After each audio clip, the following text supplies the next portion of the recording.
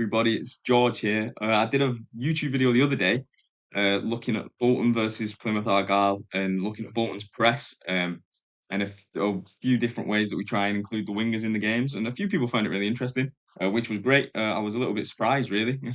I expected people to find it a little bit boring, but it's nice to know that some people are interested in this type of thing. I even had a few requests to do some more videos. So I weren't going to do the Sheffield Wednesday game, but I watched it back last night and I found a few. I watched it back today. Sorry, I watched it last night, and I found a few things that I wouldn't mind speaking about. So I thought I'd just do a quick little video again. Here, this is the first goal that Sheffield Wednesday scored. What a strike, by the way. Cogley's taken a lot of slack for it. Don't get me wrong, he does not cover himself in glory here whatsoever. Um, but being a right-footed left back, being so close to your central midfielder, I don't think you should be receiving that ball in the first place anyway. I mean, there's a pass out here to Charlie Warren if he can turn. And if you look at Morley's body positioning, the way he's got it on that back foot, he can turn. And if you look 1, 2, 3 players all around this area, Erahan's free. If he can turn on that ball, all right, the number 34 might come across a block. But then Warren drops off, maybe the 19 comes in, 2-2's available, you get the ball down the line. There's ways you can play this a lot safer, and I'm not saying that safe's always the best option in football, it definitely isn't. But going to a right-footed left back, again, if this is a left-footed left back, he takes it on that left foot out here, it goes into Mendes Gomez, or the ball gets clipped down the line. I just think this pass was a mistake straight away, and it almost set Cogley up to fail, which he took very well. He took advantage of being set up to fail because he tries to come back into the middle as you'd expect a right footer to do, really. So it was a poor goal to concede from our point of view. The way we lost the ball, what a strike though! That was absolutely unbelievable. Here again, just before the red card, our press was incredibly aggressive yet again. As you can see here, we have 1, 2, 3, 4, 5, 6, 7, 8 players in their half pressing. They have 9, so they do have the +1, but we're pressing very, very high. And you can see this player here, he wants it in here. And this is why I really like Erahan's positioning here. He's not got sucked in too much. He's just watching that space. And if I go on to the next slide, as you can see, he's made the run. Erahan's picked the ball up. We ended up with a shot off from this. And as you can see with the high turnover that we create, it leaves us in a position where we've got 1, 2, 3 players ahead of the ball, and they've only got 3 players properly behind them. I mean, this man maybe, but 3 to 4 players behind the ball. It shows that if we can press like this, especially in league games, we're gonna score a lot of goals from this season. I think it was actually a feature during the middle days of Ian Evatt, believe it or not. We was a rather good pressing side. That seemed to dwindle out last season. But yeah, this aggressive press, it was really, really nice to see. If that's a different midfielder, if that's Simmons or maybe Morley picking that ball up, the strike's going to be better. I don't think that's Erahan's game. I don't think we'll see him scoring an awful lot of goals this season. But the way he positioned himself in this centre just didn't get dragged in. It was really, really nice to see, and it was a good press overall. Now, here's the red card. Now, for me, if Inwood drops off, if he drops off, he makes the attacker think. So dropping off is definitely an option. But if the attacker's smart enough, that ball just gets played through here. These two are taken out of the game. That's it, done. 1-on-1 with the keeper, they probably score. I know they score anyway, but for me, these two here, and this is Ossia 2-2 here, I really want you to pay attention to him. These two here have to do a better job of getting back. Because if Inwood can delay this man, which he delays him ever so slightly, these two have to get back in. And if you can, as I say, just keep an eye on 2-2. You can see with the next slide, look at how far back he is. He's in line with Cogley, who was in a physical duel and still manages to get back to the same distance as him. Farino, again, for me, he's a fast player. He could have covered that ground. But he had to start from when their player picked that ball up and was driving past Cogley. He had to start really driving to get back there. So I think this was an avoidable red card. I think I just said that. They scored anyway. They didn't score, but it ended up getting the man sent off, which completely changed the game. But for me, he has to be getting back a little bit quicker there for me. I wanted to put this in because we've just signed Ibrahim Sissoko on loan. And I feel like the left the right-footed cross from the left-hand side is something we're going to see an awful lot more. Now, as you can see, it was Cogley doing it this time, and being that left-footed right back.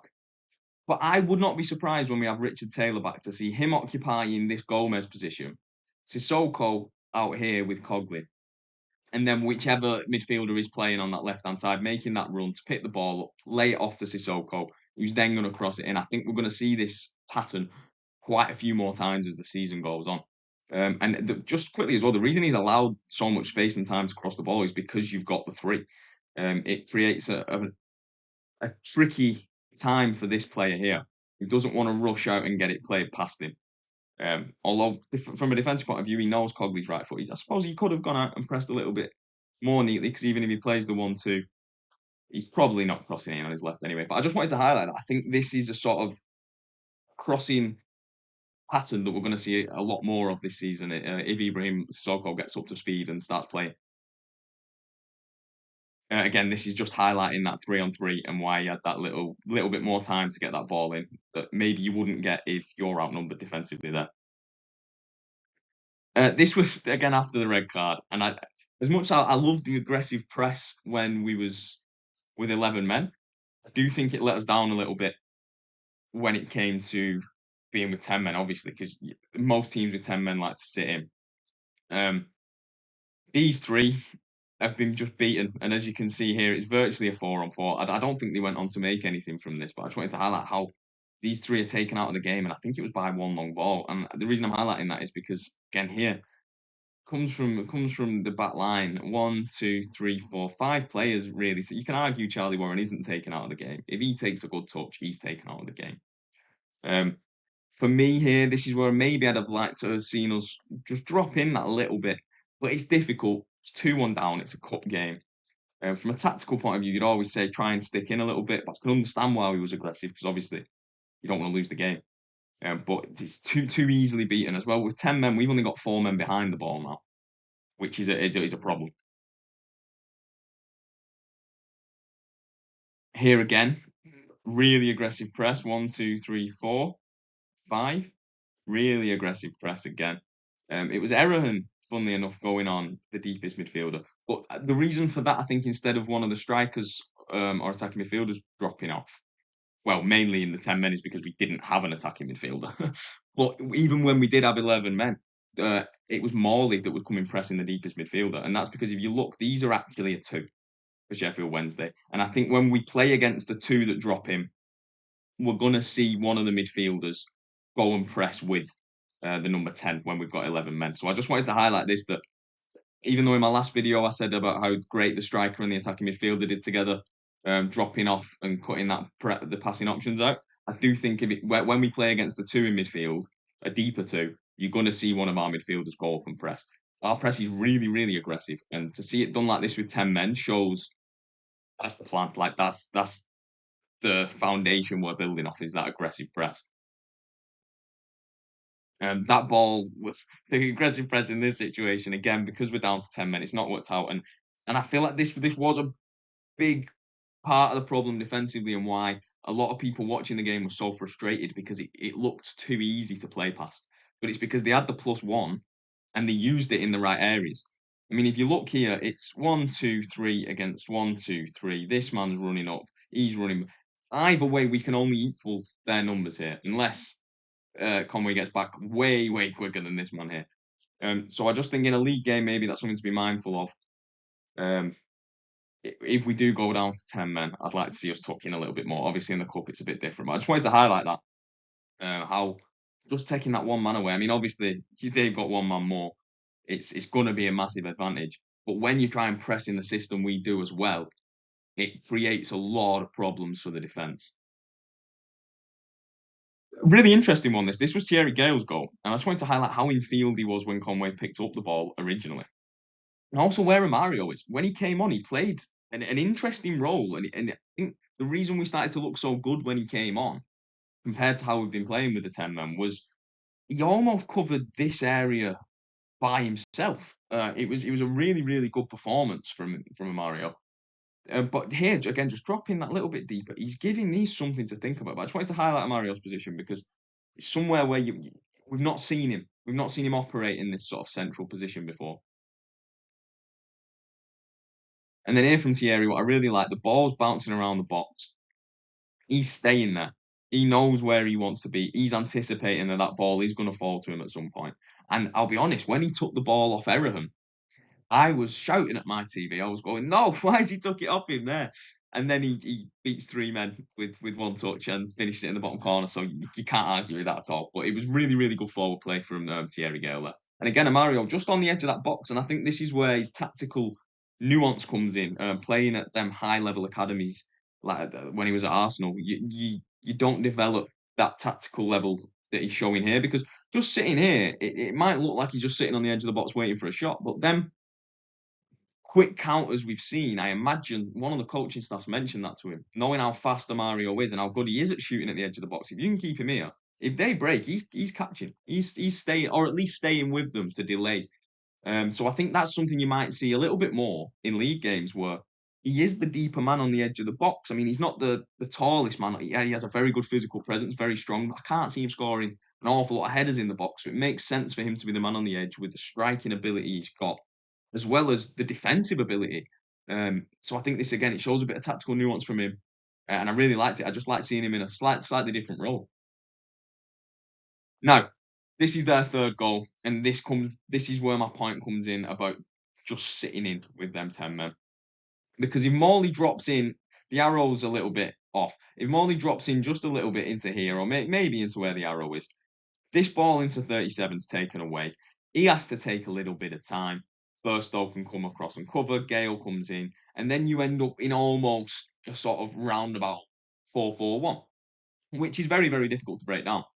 But because Morley leaves him, it ends up in a very, very simple pass. He makes the run, and that's what ends up in the goal. So I do think that maybe we could. This was preventable. This goal. It was a very good piece of play by Sheffield Wednesday, but it was preventable, unfortunately. Again, here you see he's got the ball now. He's making the run, and the problem was neither Morley or Ereham tracked this run. I highlighted these three players here because they stopped Johnston from pulling across. He can't come across and watch this run, really, because if the ball then doesn't come in and it comes in deep, these have got a very, very easy route to goal. So he's almost stuck here. One of these two has to follow. And because of the lack of play time together, maybe they don't have the understanding of each other yet, you see. None of them followed. Chris Farino's highlighted in the circle. I don't blame him too much for this, just because he tried to block it at source. But one of these two had to follow that run for me. Lovely finish from the fella. Here again, this is a Mario's goal. I just wanted to highlight here, you can see before Max Conway's even picked up the ball, he's dropping deep. He's dropping in deeper. It causes this guy a nightmare. Johnston's positioning up here. He can't leave Johnston. Johnston's a very good header of a ball. If he picks it up and whips it in, you can't allow Johnston to be back post on his own. So it gives Mario just this free roam. Now, what a lot of wingers would tend to do is sort of hang about here waiting for that big switch to come across. But what he does so well, he anticipates that Conway's going to come inside. Because if you look here, the space is inside. So he anticipates that. Drops in, and as you can see, Conway does come inside. He's got his arms in the air. He's a little bit deeper than he was in the last slide. He's dropped even further in. Johnston's pinning his man here. He's got space. Now, because Morley's in this position where he was very deep, almost the fullback role himself, the left back role, where he's played it to Conway, it allows Conway to move inside, and that makes this number 20 really question whether he can go and block. Because I imagine if you're an opposition player, you know Mario wants to cut in on that right foot and shoot. Stopping it's a very different thing, but I'd imagine you'd know that that's what he's going to try and do onto the left foot. Sorry. So he could go across, but he can't because Conway's sort of gone into this little area, this pocket of uncertainty. And if he goes across, he's wide open. And then that leaves a whole load of problems for Sheffield Wednesday over here. Johnston making the run inside is also very smart because the two players that are out here, sorry, by him making this run inside, it indicates that Gale's going to go on the outside and he's trying to create the space for that. So very, very smart run from Johnston here. And Thierry, the little touch inside, absolutely fantastic. Sends his defender for a pat lunch. The strike itself is ball striking ability of this man's ridiculous. We have got ourselves a very, very special player if he can stay consistent, and it's a big if. So I hope you enjoyed this video. It's a little bit different to the Plymouth one. I've talked about a few different things. I've really, really enjoyed making it. I really enjoyed doing the PowerPoints. As I said, I do the PowerPoints anyway. I normally just do a lot of writing with it and do it in a report. So doing it in this way is really fun for me. And as I say, I hope a few of you guys enjoy it. I think the key takeaways from the game for me is, I mean, we drew 3-3, all right. It was not Sheffield Wednesday's strongest team by any imagination, but it weren't ours either. You've got a lot of players out there haven't played together. We was down to 10 men, and you can take some positives from it. Guaranteed there's negatives, but you can take some positives from it. Close your Dubis performance was definitely a positive. I thought Conway was brilliant. I thought Erahan, for his first game, looked all right, especially as a midfielder in there without the 10 in front of him. I think he looked quite strong. And Thierry Gale again, I think looked really, really good as well. So yeah, as I say, I really hope you enjoyed today's video, guys. I should have a video up at the weekend for the next league game. If that's something you're interested in, please do let me know. The plan is to do this throughout the season now, as long as people are still enjoying them, that is. So yeah, for the third time now, I hope you guys enjoyed the video, and I should catch you later.